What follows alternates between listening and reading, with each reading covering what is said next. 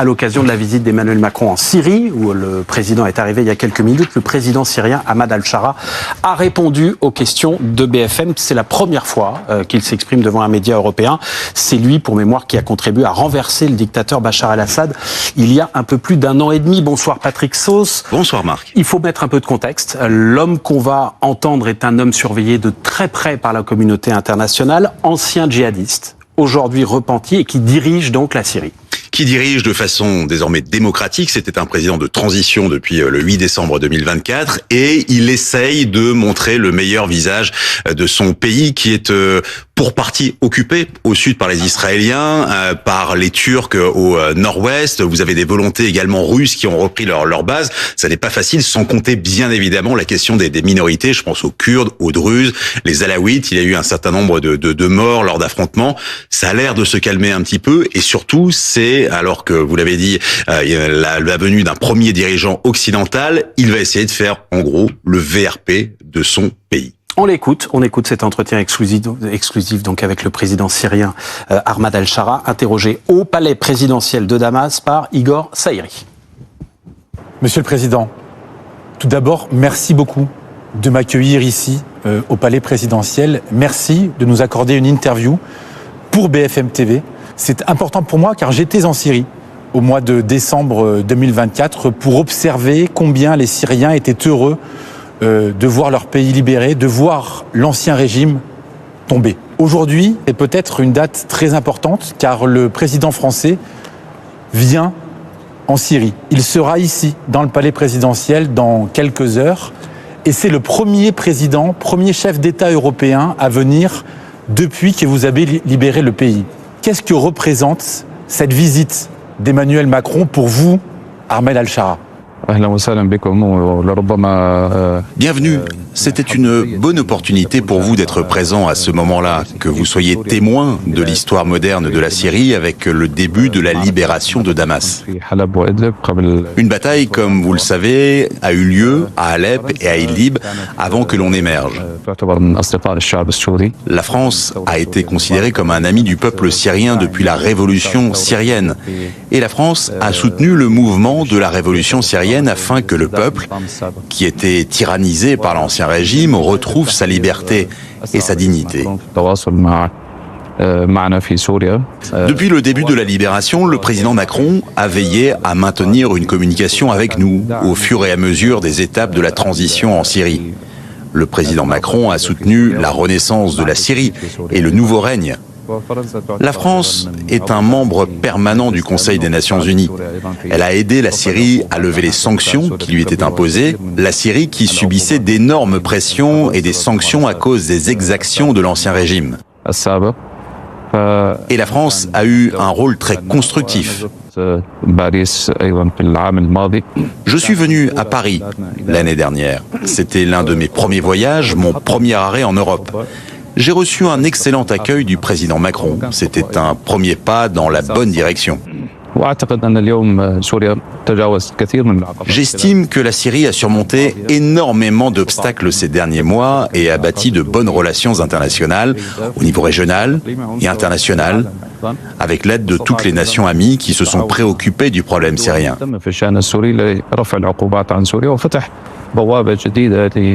Elles ont permis de lever les sanctions, de créer une ouverture pour le peuple syrien. Alors pour aider à résoudre les problèmes économiques et migratoires, la visite du président Macron dans ce contexte représente une avancée pour renforcer les relations entre la Syrie et la France.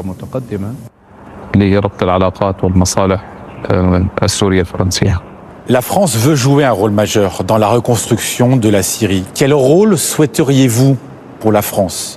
Qu'est-ce qui vous paraît le plus important en tant que France, en tant que nation, pour l'aide à destination de la Syrie ? La Syrie vit aujourd'hui une période de reconstruction. C'est un pays qui a à la fois beaucoup d'atouts et qui a subi énormément de destruction pendant la guerre civile qui a duré 14 ans. La France est considérée comme un des pays les plus modernes et les plus avancés en termes de reconstruction. Nous sommes en train de reconstruire les institutions en Syrie. Nous avons besoin de beaucoup de partenariats avec des sociétés dans différents secteurs, comme les compagnies d'aviation par exemple. La Syrie est par exemple en train de signer un contrat pour une commande de 8 Airbus. Et je pense qu'ils vont être livrés rapidement. Aussi, la France va participer à la reconstruction d'infrastructures dans des secteurs comme le tourisme, l'agriculture, l'industrie. Et bien sûr, le secteur financier a besoin également de restructuration. Et puis, éventuellement, des grandes entreprises françaises pourraient y contribuer. Il y a plein de secteurs où la France pourrait soutenir la Syrie. Il y a des intérêts communs entre nos deux nations. Sur le plan économique et sur le plan régional, les flux migratoires ont nui à l'image de la Syrie. Notre pays a réussi à réduire drastiquement le flux de migrants vers l'Europe qui était causé par l'ancien régime. Et puis, la Syrie a réussi à faire revenir beaucoup de ses ressortissants. Plus d'1,5 million de Syriens sont revenus des pays limitrophes.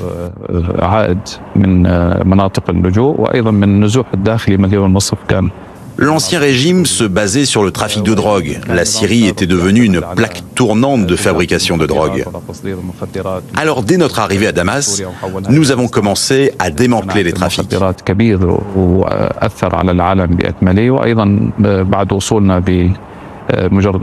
Nous partageons des objectifs communs, sécuritaires avec la France, actés avec cette visite. Et grâce à notre relation partagée depuis l'année dernière avec la France, nous sommes en phase d'exécution des différentes étapes.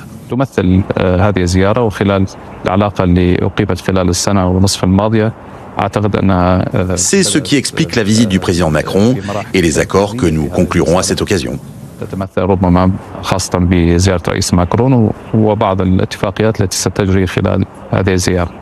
On connaît l'importance de la question géopolitique dans la région et notamment pour la Syrie. On sait que la Syrie est en reconstruction, que le chantier est immense dans les infrastructures, dans l'eau, dans l'électricité. Où est-ce que la France, où est-ce que l'Europe doit investir en Syrie? Quelles sont les priorités de la présidence syrienne aujourd'hui? La reconstruction de la Syrie repose sur plusieurs priorités en même temps, comme l'énergie, l'industrie, l'agriculture, les ressources humaines, l'éducation.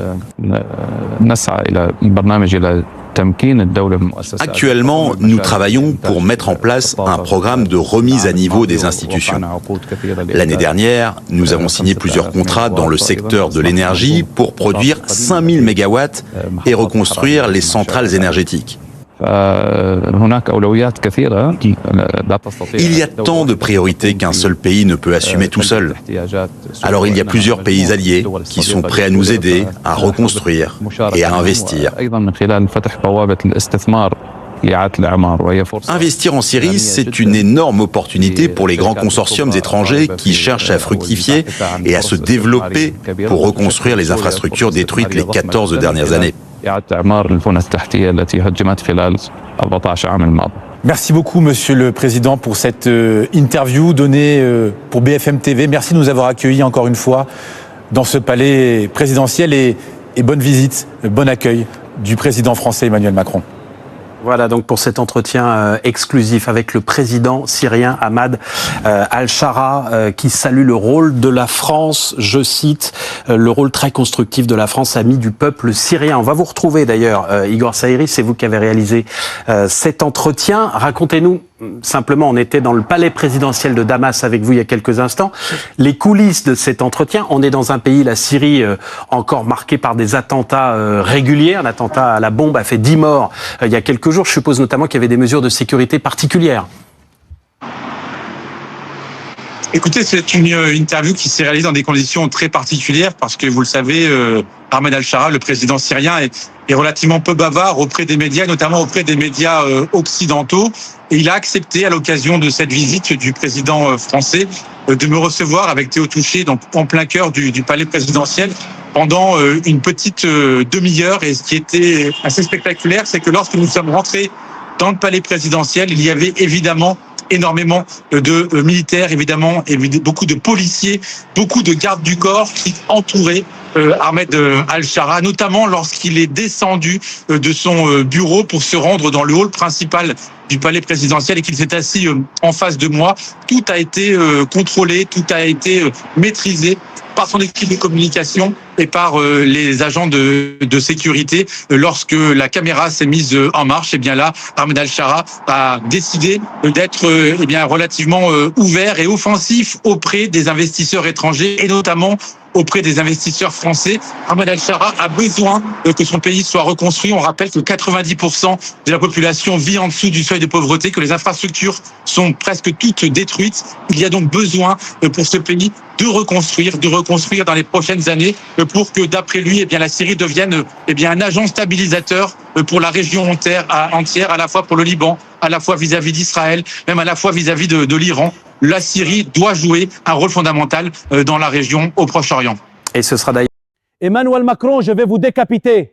Vous et votre pays paieriez pour vos crimes. C'est une promesse, pas une menace. Je vais vous décapiter.